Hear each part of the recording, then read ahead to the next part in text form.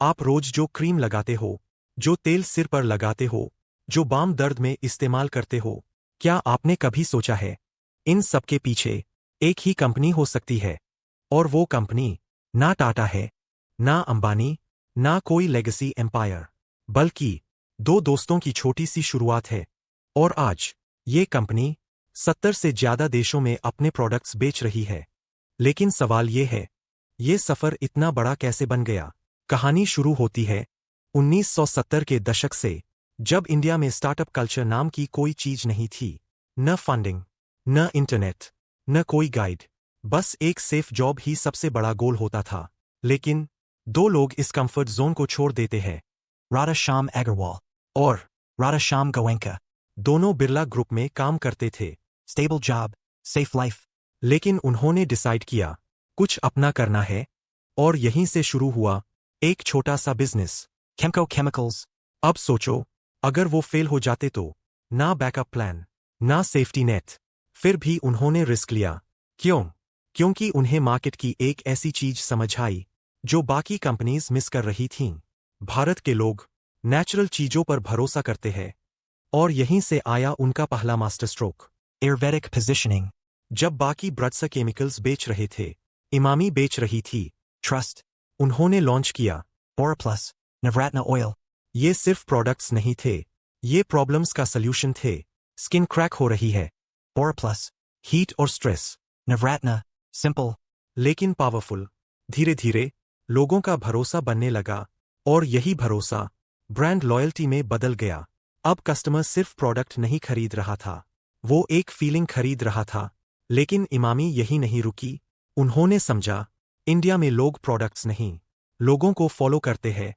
और यहीं से आया सेलिब्रिटी मार्केटिंग का गेम। उन्होंने ऑनबोर्ड किया Amitabh Bachchan. Shah Rukh Khan. Hrithik Roshan. अब सोचो, जब आपका फेवरेट एक्टर किसी प्रोडक्ट को यूज करता दिखे, तो आप क्या करोगे? ट्रस्ट ऑटोमेटिकली ट्रांसफर हो जाता है। और फिर आया सबसे बड़ा रिस्क। 2008.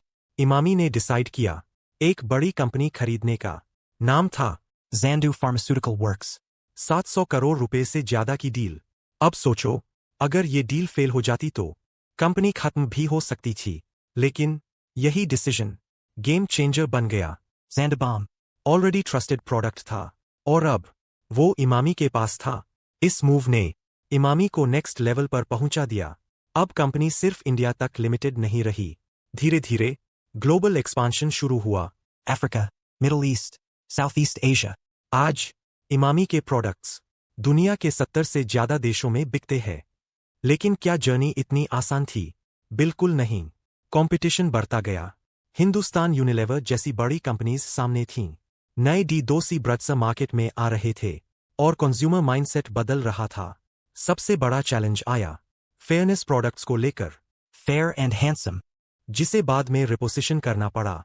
अब सवाल ये था, क्या इमामी खुद को बदल पाएगी या आउटडेटेड हो जाएगी? लेकिन इमामी ने गिव अप नहीं किया।